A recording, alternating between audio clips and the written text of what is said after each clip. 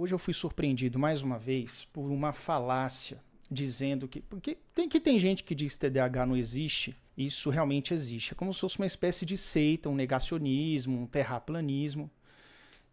Mas o que é muito chato é que as pessoas elas não têm argumento para dizer isso. O único argumento que elas usam é justamente uma fala de um psiquiatra norte-americano chamado Leon Eisenberg, que chamam de pai do TDAH, inventor da Ritalina e todo tipo de bobagem. E nada disso é verdade. E a única coisa que eles têm para falar é isso. A gente sabe, antes de começar aqui, fazendo um disclaimer, que o TDAH ele é o transtorno psiquiátrico, transtorno mental, vamos dizer assim, mais estudado do mundo. Ele começou a ser observado na literatura, ou seja, catalogado nas primeiras impressões, né, avaliações, desde o ano de 1700 alguma coisa, 1700 acho que é século XVIII, se eu não me engano. Então, desde o século XVIII, você tem registros, e desde o início do século XX, nós vamos falar sobre isso também, a história do TDAH, tem-se registros, foram os primeiros estudos e as primeiras respostas acerca do TDAH, ou seja, não são meramente sintomas, não são casos isolados, existe realmente pessoas que possuem diferenças no seu funcionamento cerebral, na sua neuroquímica, e isso causa uma série de comportamentos semelhantes entre si, entre essas pessoas. Primeiramente, pessoal, o que caiu na minha timeline hoje? Não foi nem caiu na minha timeline, me enviaram. Existe uma pessoa aí falando a mesma coisa.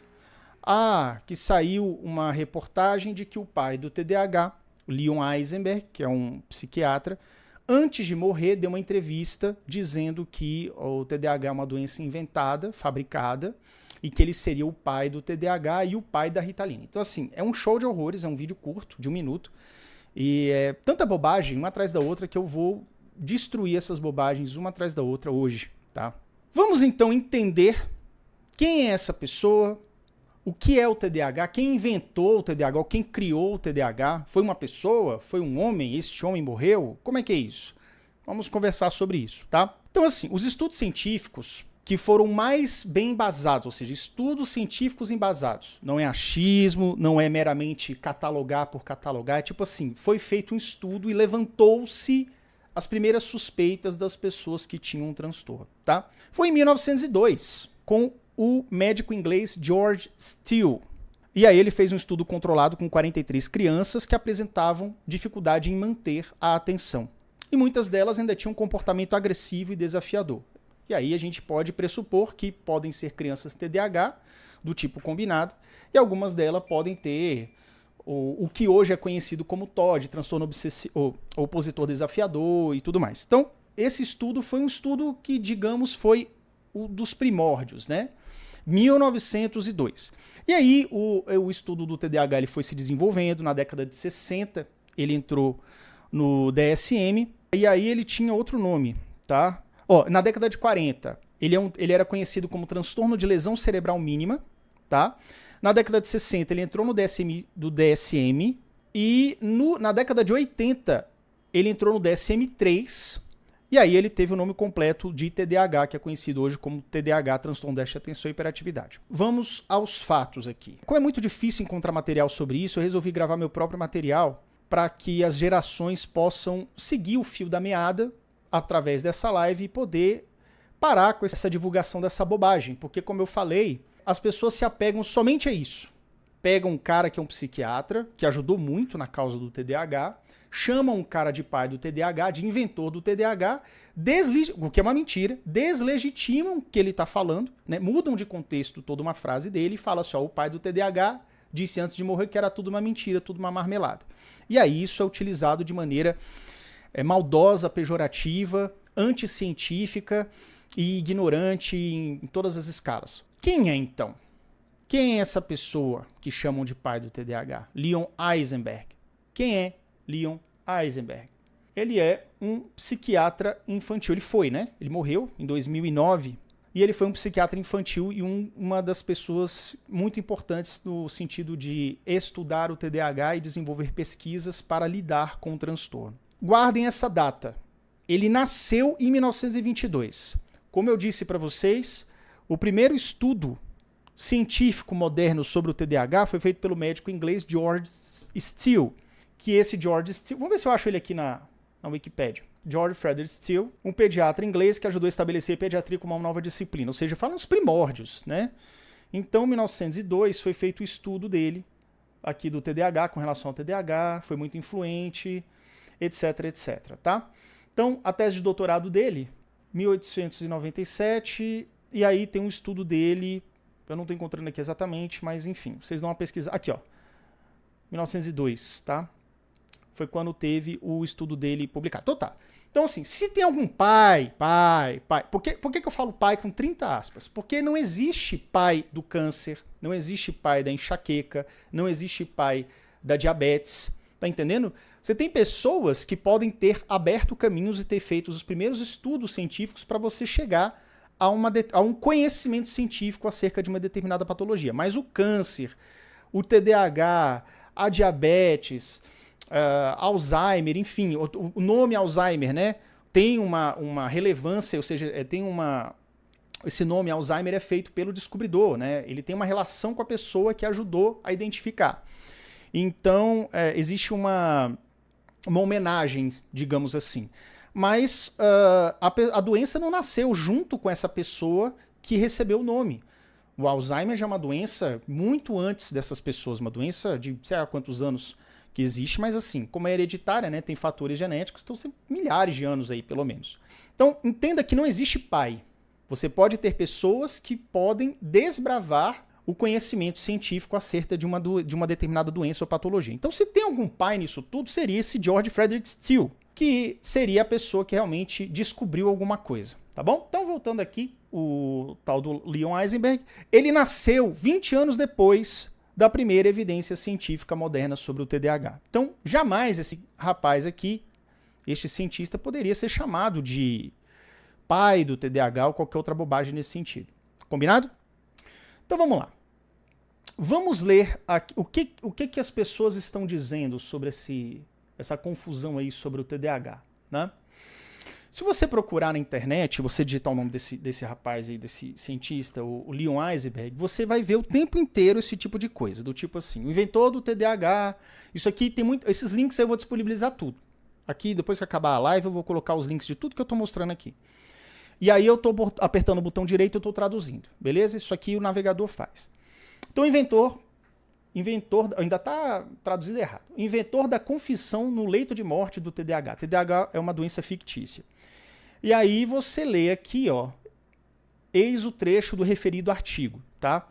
Teve um artigo numa revista científica alemã, Der Spiegel, tá? Eu não sei se a pronúncia é correta essa, mas vocês podem ver aqui que eu até grifei o tal do trecho que eles traduziram, e aí a gente vai chegar nesse ponto, tá bom? Daqui a pouco. Eis um trecho do referido artigo, de 2009, tá? Uma entrevista feita antes da morte dele, tá?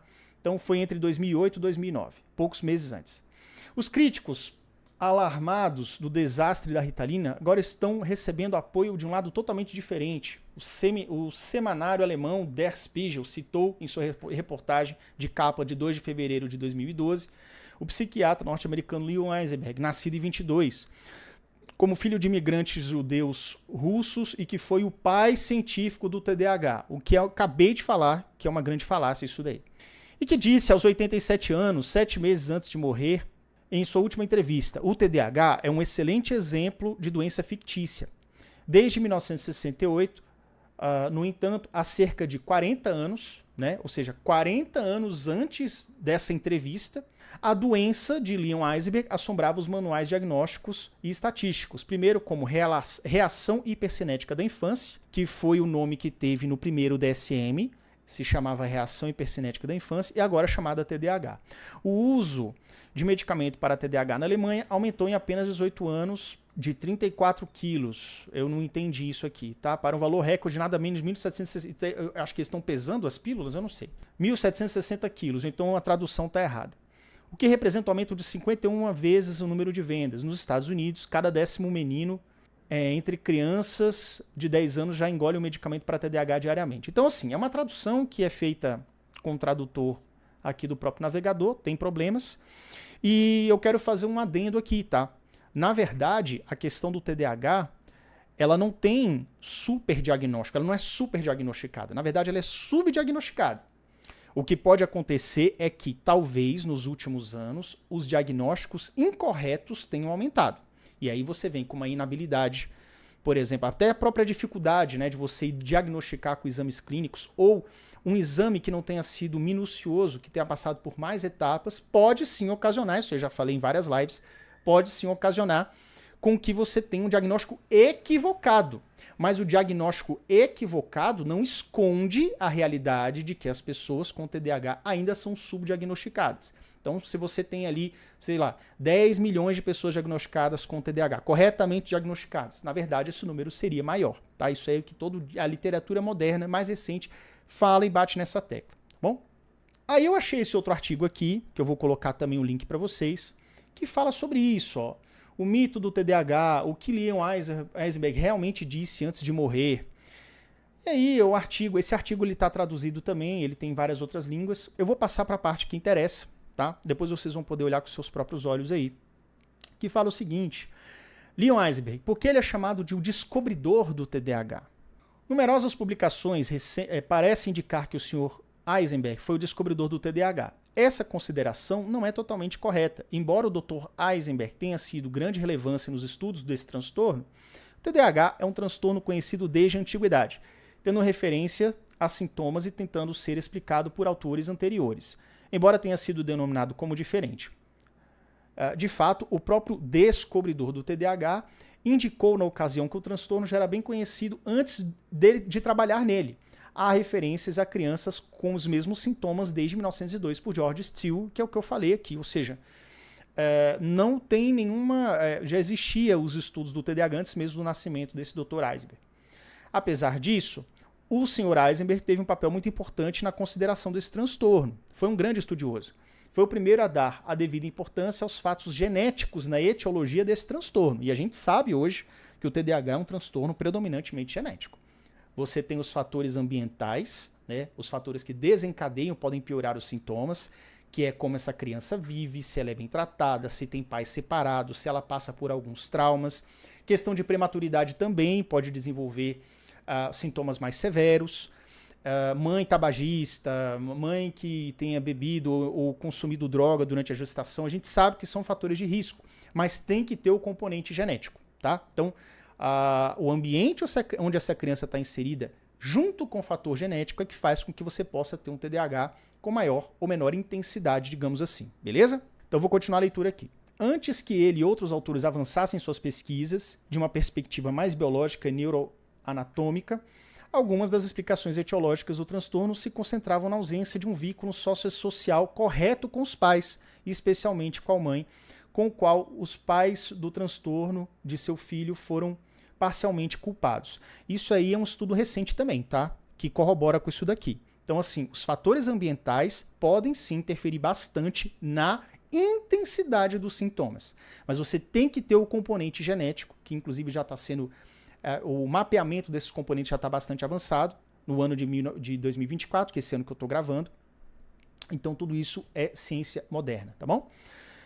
Então, a introdução do TDAH no manual de referência do DSM, etc, etc. Esse último fato é o que provavelmente fez com que Leon Eisenberg, às vezes, fosse chamado de descobridor do TDAH. Então, o TDAH, ele já existe há milhares de anos, né? Não sei exatamente quanto. Primeiros presenças catalogadas nos anos de 1700 e pouco, eu não tenho esse número correto aqui para vocês, depois eu busco. O primeiro estudo sério científico foi do George Steele, de 1902. Então, os estudos do Leon Eisenberg podem ter ajudado para que o TDAH entrasse no DSM, na primeira versão do DSM. Então, essa seria uma dos feitos que possam ter feito que algumas pessoas digam que ele é o pai do TDAH. Embora, como eu já falei mais cedo, não existe esse negócio de pai e mãe, né? O que existe são pessoas que descobrem, que abrem caminhos. Alguns pontos que eu quero traçar aqui, tá? Como foi levantado essa bobagem recentemente, de que o Leon ele foi inventor do TDAH e inventor da Ritalina. Então, assim, foi uma bobagem absurda, tá? Que chegou nos meus olhos, que quase sangraram hoje ao ver. É um videozinho curto, de 1 minuto, que tem acho que uma terapeuta num podcast falando uma série de bobagens, tá? Então vamos lá, vamos ler aqui rapidinho, porque acho que vale a pena. Eu perguntei para o ChatGPT sobre isso, mas lógico, depois eu fui atrás das fontes, né? Porque ao contrário de algumas pessoas que só gravam um vídeo e falam qualquer abobrinha, é interessante que você vá atrás das fontes antes de você sair replicando bobagem.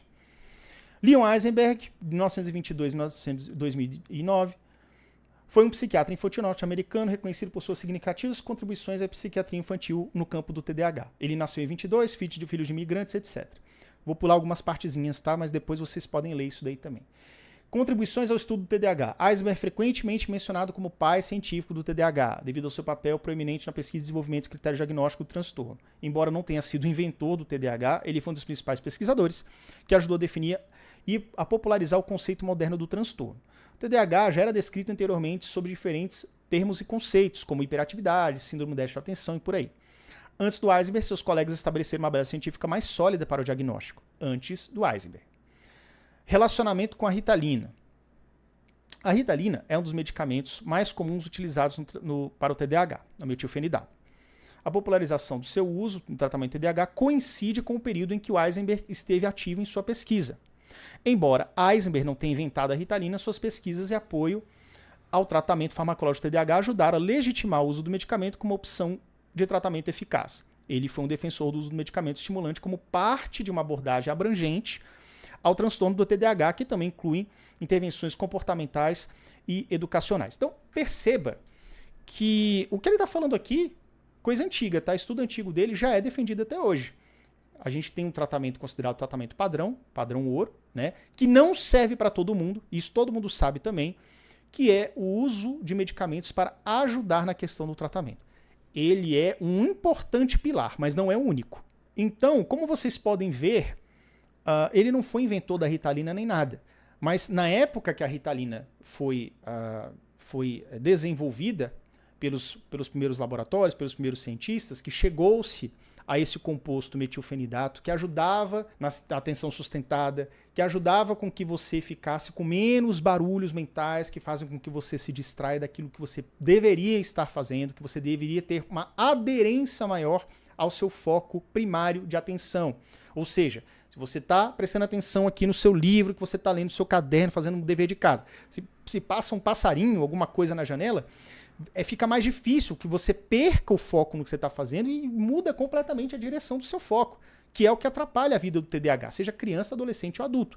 E você que tem TDAH, que você está prestando atenção aí no que eu estou falando, você há de concordar comigo. Então, isso aqui já está esclarecido. Aí você tem várias fontes, tá, que você pode ir atrás também. Lembrando que todos os links eu vou colocar aqui. E aí vamos andar aqui com mais outras janelas, tá? O primeiro passo de um TDAH é o mais importante. Muitas vezes é a diferença entre você procrastinar o dia inteiro e você realmente fazer alguma coisa produtiva no seu dia, na sua semana ou mesmo na sua vida. Eu tenho uma caixa de ferramentas onde eu reuni estratégias que eu adquiri ao longo desses 40 anos de vida que me ajudam a ser um TDAH bem-sucedido. Essas ferramentas estão no link da descrição no Clube TDAH em Ação. Então vamos lá, houve uma pergunta 10 meses atrás nesse fórum, o TDAH é uma doença fictícia? E aí tem uma pergunta, existe essa foto aqui, ó, essa foto é uma charge, e aí põe essa cara do cara rindo, do tipo assim, hahaha, te peguei, era mentira, entendeu? É uma coisa bem canalha mesmo, né? E aí tem aqui o texto em inglês, né?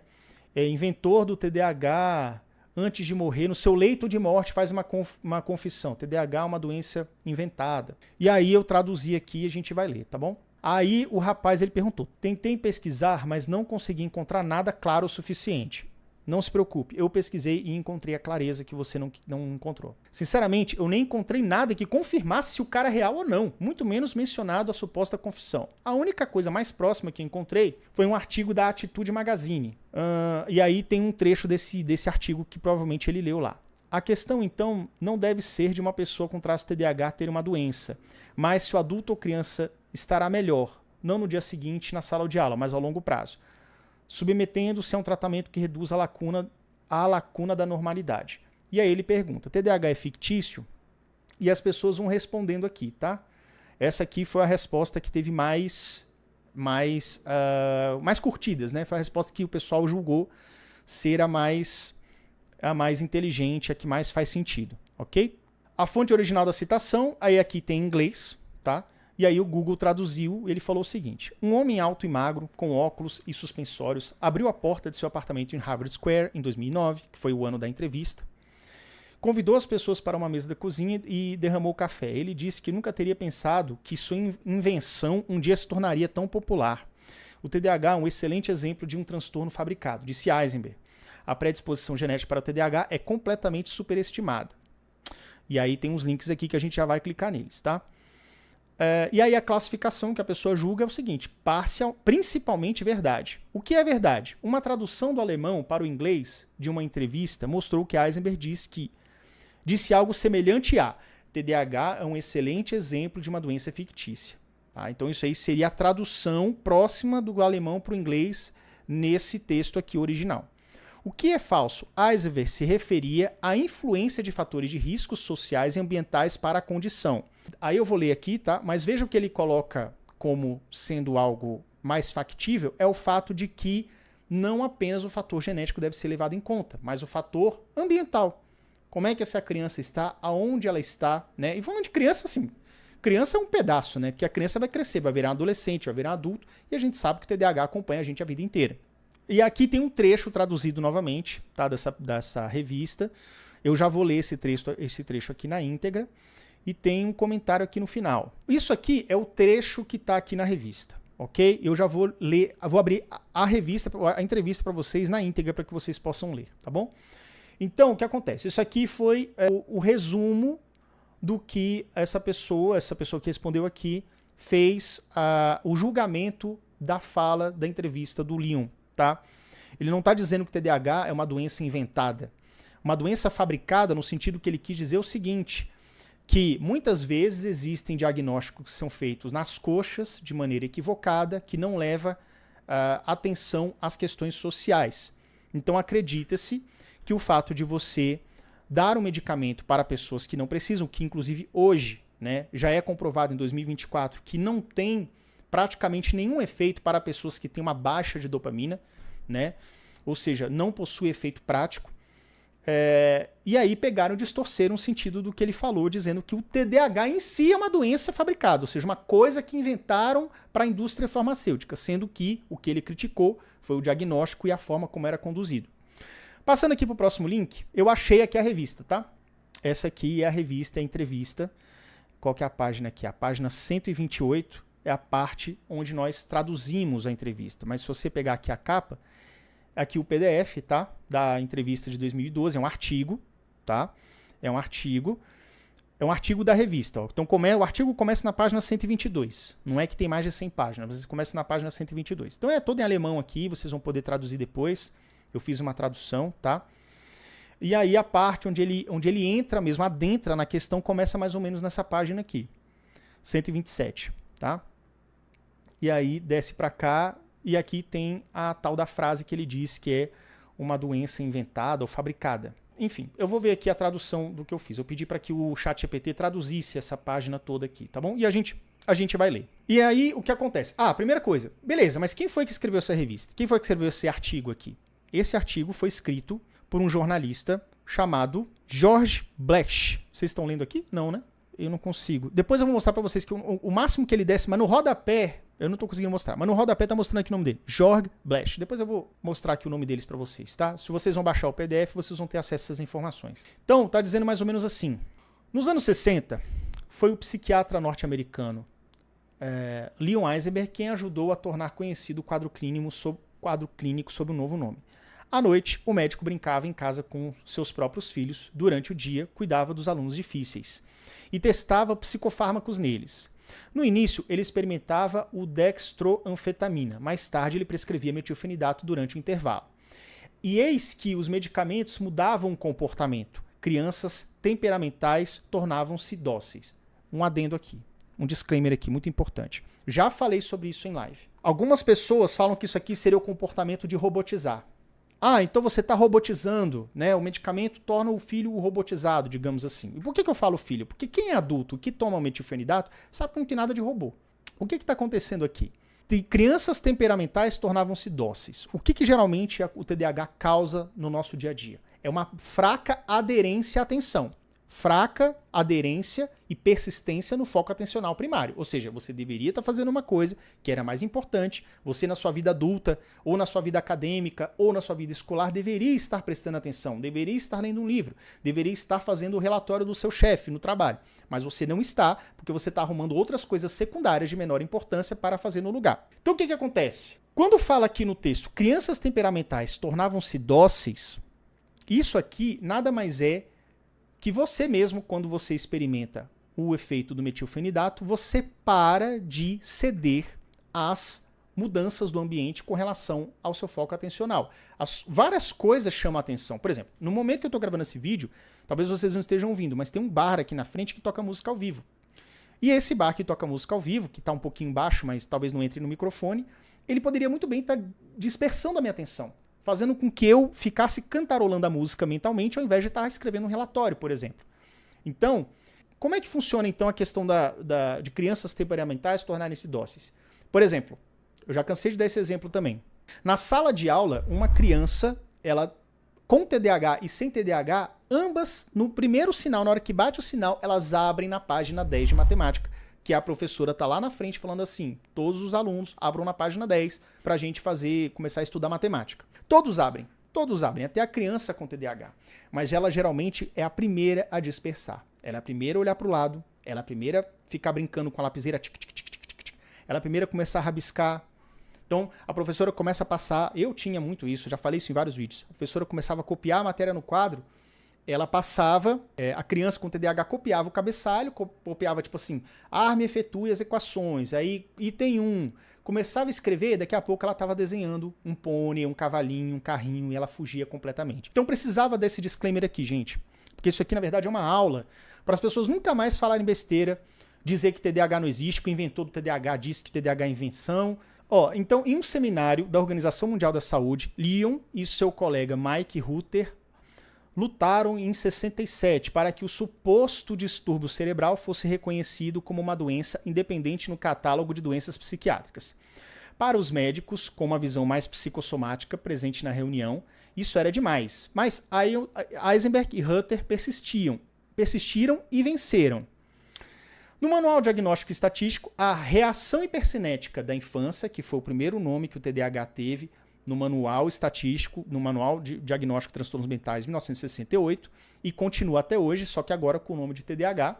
Assim surgiu uma doença que agradou a muitos. A ideia de que o TDAH tem causa genética e, portanto, é congênito, aliviava os pais. Não poderiam ser culpa da educação se a criança não se comportasse como esperado. Assim, hoje, estatisticamente, há uma criança diagnosticada com TDAH em cada sala de aula primária na Alemanha.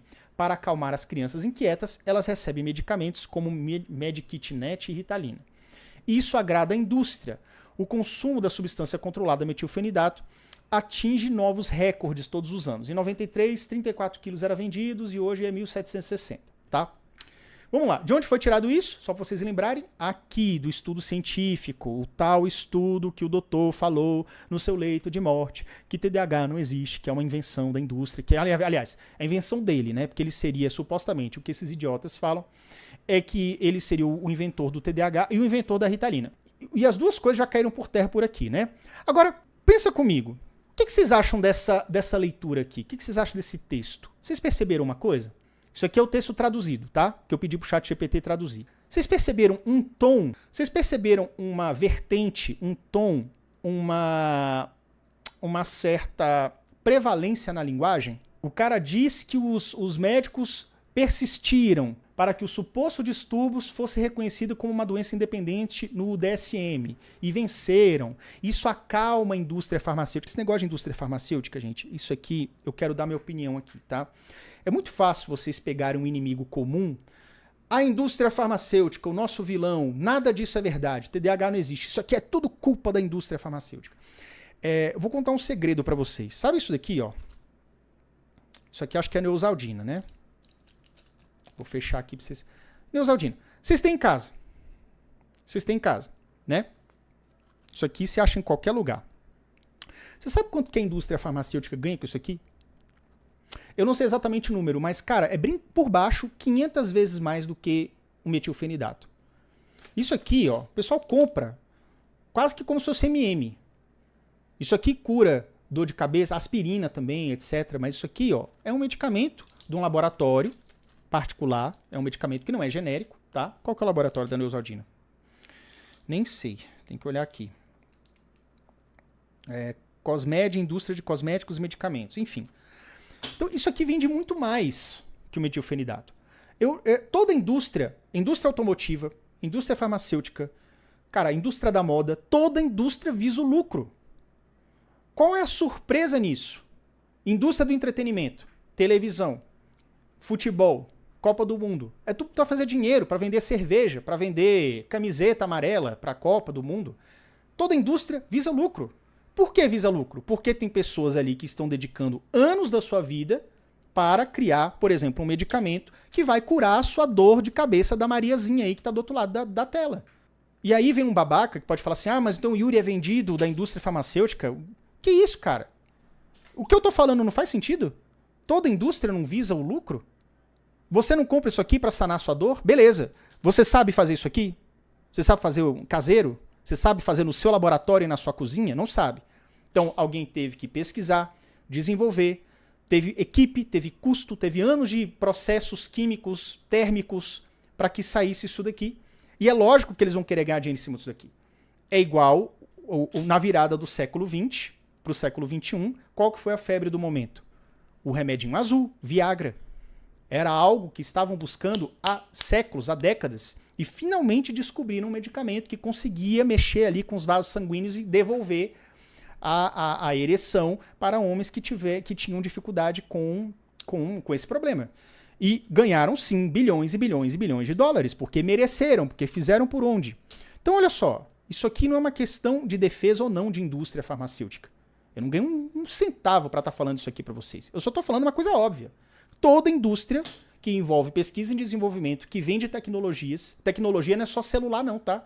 Um medicamento mais novo é uma tecnologia. Quando você vende um Venvance, que é por exemplo, que é um medicamento que libera ao longo do dia, um Concerta, que é um metilfenidato de longa duração, ele tem uma tecnologia por trás. Aquilo ali teve pesquisa. Então eles vão vender aquilo ali e vão lucrar em cima. Qual é a surpresa disso? Então vamos lá. Então perceba que parece que tem um viés. Parece que tem ali uma vontade de botar na cabecinha da pessoa, do leitor, um ponto de vista. E é aí que mora o perigo, tá? Se você lê a reportagem é toda assim, nesse sentido de botar como coisa, botar como se fosse algo negativo, como se fosse algo inventado da indústria malvadona. Vamos continuar lendo aqui? Acho que eu parei, né? Ó, aí ele fala que já vai entrar no parágrafo que ele fala a frase lá. Um olhar para os Estados Unidos mostra que há mais espaço para crescimento. Entre os meninos de 10 anos, 1 em cada 10 já tomam medicamento para TDAH. E isso diariamente. No entanto, o próprio pai científico do TDAH insistiu a explosão das prescrições com crescente temor. Leon Eisenberg, que mais tarde assumiu a direção de psiquiatria no renomado Massachusetts General Hospital de Boston, tornou-se um dos neurologistas mais conhecidos do mundo. Em sua última entrevista, 7 meses antes da sua morte, por câncer de próstata aos 87, ele distanciou de seu pecado de juventude. Então veja como o cara utiliza as palavras para induzir ao leitor que foi um pecado da juventude, que é um suposto transtorno, que foi feita uma manobra para que ele introduzisse o TDAH dentro do DSM na década de 60, tudo que eu já li aqui para vocês. E aí ele entra na frase famosa aqui. Um homem alto, magro, usando óculos e suspensórios, abriu a porta do seu apartamento para Harvard Square em 2009. Convidou para a mesa da cozinha e serviu café. Ele nunca teria imaginado, contou ele, que sua invenção se tornaria tão popular. Então veja que isso aqui não foi ele que falou. Ele falou assim, eu nunca imaginei que a minha invenção fosse tão popular. Isso aqui é uma tradução, uma leitura que esse autor está fazendo dessa entrevista aqui. Então ele colocou aqui entre aspas, TDAH é um exemplo clássico de uma doença fabricada, disse Eisenberg. A predisposição genética para TDAH é completamente superestimada. Em vez disso, os psiquiatras infantis deveriam investigar com muito mais profundidade os motivos psicossociais que podem levar a comportamentos anormais. Isso também é verdade, mas isso não invalida o TDAH, ok? Existem conflitos com os pais? A mãe e os pais vivem juntos? Isso a gente sabe de estudos recentes que realmente interferem. Existem problemas na família? Essas questões são importantes. Interfere, como eu falei para vocês. mas tem que ter o fator genético, ok? Então o que ele está dizendo aqui é o seguinte, uma pílula, por outro lado, é prescrita muito rapidamente. O espírito do TDAH que ele havia invocado não deixou mais em paz. Então isso aqui é outra narrativa teatral do autor desse texto, tá? Então perceba, gente, que ele fala que isso, ó, uma pílula, por outro lado, é prescrita muito rapidamente. Como ele usou aspas, provavelmente foi o que Eisenberg realmente disse. Então o que ele está dizendo é uma crítica à condução do tratamento do TDAH. Isso não tem nada a ver com o fato de TDAH ser inventado ou não. Ser uma criação, uma indústria, uma criação da indústria, ser uma coisa falsa. Em nenhum momento ele disse isso. Em nenhum momento ele disse isso. Ele está dizendo que os psiquiatras que estão na linha de frente, em todo o mundo, os psicólogos, os terapeutas, os pedagogos, os professores, que são as pessoas que estão em contato com esses jovens com TDAH. Se bem que estou falando criança porque toca muito nessa tecla, né? Fala de criança com problema na família e tudo mais, mas é um transtorno que pega você a vida inteira. Não tem como você fugir disso, tá? Então perceba que em nenhum momento ele disse isso. E a frase que ele disse da doença fabricada é no sentido de que foi uma tradução equivocada, uma interpretação tortuosa, de uma crítica que ele fez ao tratamento, a como conduzem o TDAH. Que, inclusive, isso é dito hoje em dia por especialistas recentes. Apenas dar o medicamento, você não treina um comportamento, você não muda um comportamento. Quem aí já teve, eu já falei isso em várias lives, quem aí já teve a procrastinação focada? Yuri, o que é procrastinação focada? Procrastinação focada é quando você está medicado, você toma o seu medicamento, vamos supor metilfenidato, a Ritalina, mas aí ao invés de você fazer aquele trabalho, aquele relatório que você estava querendo fazer, você entra no YouTube e você fica hiper focado em pesquisar carros esportivos no YouTube. Ou então, como fazer um arroz carreteiro em 5 minutos no YouTube. Você vê 10 vídeos sobre aquilo. Você entra no Netflix e você fica 10 vezes mais no Netflix do que está fazendo aquela outra atividade que você deveria. Por quê? Porque não adianta você tomar apenas o medicamento. Você precisa entrar em ação, você precisa sentar a bunda e abrir o livro para você começar a ler aquilo que você deveria estar lendo. E aí sim, você em tratamento, medicado, com o livro aberto, com ambiente silencioso, talvez utilizando até um abafador auricular, que eu tenho aqui, que eu já mostrei para vocês, isso aqui é um abafador. Aí sim, colocando o ambiente a seu favor, reduzindo os distratores, fechando o seu celular, colocando ele para carregar bem longe, aí sim você vai começar a sua leitura do que você deveria estar fazendo e vai até o final da leitura, sem distrações, porque o medicamento está te ajudando neste comportamento. Mas sem a sua força de vontade, sem você fazer o que você deveria estar fazendo, nada acontece. Tá vendo aqui, ó? George Blash, ok? Então esse aqui é o artigo científico. O autor desse artigo científico é George Blash. Então veja, toda aquela narrativa, todo o formato do texto, a forma como disse, né? Nossa, eu queria fazer algo. Nosso sonho dele, do Eisenberg, foi realizado, de colocar o suposto transtorno do DSM, ou seja, tudo aquilo ali que vocês leram, que eu coloquei aqui para vocês, esse texto aqui, com essa pegada tensa, com essa pegada romantizada, né? Persistiram e venceram, né? Criando um alarde sobre esse assunto, isso aqui foi escrito por este autor, tá? E se vocês procurarem, este autor, George Blash, está aqui na Wikipédia. Ele é nascido em 66, é um jornalista científico alemão, e ele é autor de não ficção. Ele é conhecido principalmente como um crítico das indústrias de saúde e farmacêutica. Seus livros abordam assuntos como a suposta invenção de doenças pela indústria da saúde para gerar vendas e tratamentos médicos que acabaram prejudicando pessoas. Qual que é o resumo da ópera aqui? Existem pessoas em pleno 2024 que dizem que TDAH não existe. E eles se baseiam numa suposta entrevista que o suposto pai do TDAH teria confessado que é uma doença inventada, e ainda pegam uma foto como essa aqui. Aí ele pega essa foto aqui, ó, olha esse sorriso assim, ó. Tá vendo? Peguei vocês, o inventor confessou que é uma doença fictícia. Aí as pessoas compartilham isso daqui. Você pode ver que todos os textos que falam desse suposto relatório, nenhum deles cita a fonte original. Fala só que teve, né? Mas aqui eu tô dando para vocês o PDF da fonte original, do artigo original. Vocês vão poder ler, vão poder traduzir. Eu não acredito no tradutor do ChatGPT. Beleza, cara. Então pede um tradutor, algum parente que mora na Alemanha e manda ler esse negócio. Em nenhum momento ele fala isso, tá? Então coloca toda uma pecha, uma história, um folclore em cima disso. para deslegitimar um dos transtornos mais estudados do mundo. Então, de um lado, você tem uma falácia, uma interpretação de texto de um jornalista que é reconhecido como alguém que é contra a indústria farmacêutica e blá blá blá, ou seja, é um viés deste único jornalista que pegou uma entrevista, distorceu e colocou ela de uma maneira totalmente fictícia, folclórica, né? Pegou as palavras ali, colocou uma historinha que ele queria, e ele ganhou, e ele finalmente conseguiu colocar no DSM. E as pessoas ficam repetindo essa história sem pé nem cabeça durante anos. Sendo que isso surgiu lá em 2012, né? Que é o ano dessa revista aí. Dessa revista Despiation. Então, tem 12 anos que isso está circulando. E até hoje as pessoas se baseiam neste único autor, esse Jorge aqui, que fez essa leitura enviesada deste artigo da revista, que quem criou esse artigo da revista foi o próprio autor, né, esse Jorge, que é um cara que é conhecido.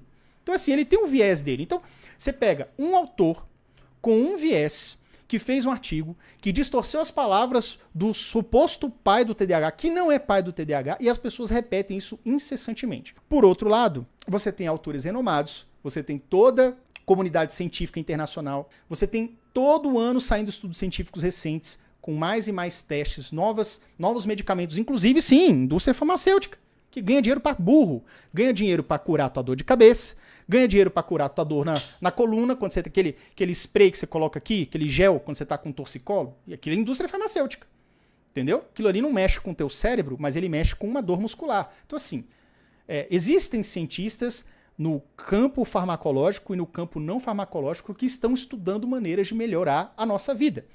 As pessoas que têm TDAH têm dificuldades enormes em produzir e em se manterem focadas. Então vocês sabem que isso é real. Você que está aí, você que segue o TDAH descomplicado, você sabe que isso é real. Você sabe que quando você toma um medicamento, na maioria dos casos, por volta de 80% dos casos, isso está na bula, você sente efeitos positivos em maior e menor grau, também sente colaterais. Enfim, a depender do medicamento, você sabe o quanto isso pode ou não te ajudar. Então não tem como você pegar milhões de estudos, com milhões de pacientes, com milhões de evidências que saem novas todos os anos, de um lado, com esse peso gigante, e do outro, um maluco que pegou, fez um artigo em alemão, totalmente enviesado, totalmente de forma canalha, que foi distorcida as palavras desse cientista Heisenberg, que não é pai de droga nenhuma, e isso fica sendo replicado pelos negacionistas da ciência. Entendeu? Então isso é triste, porque ninguém fica pegando no pé das pessoas que têm diabetes. A indústria farmacêutica, que cria a insulina, que se injeta aí na tua barriga para diabetes, ganha bilhões do mesmo jeito. Quando você tá com dor de cabeça, ó, indústria farmacêutica, que ganha bilhões. Ninguém enche o saco.